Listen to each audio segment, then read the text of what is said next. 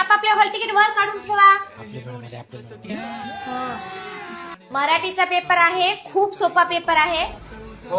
कोणी चिटिंग करू नका. काही कोणाकडे असल कॉप्या बिप्या असल तर सगळं हेगण्या पुढे आणून ठेवा. आता सांगाले ए मागच्या दोघं एकमेकाकडे काय बघाले. पेपर लिहा की. झाला पेपर? नाही मॅम.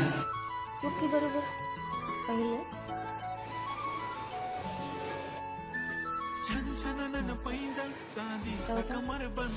राईट. हा शांत.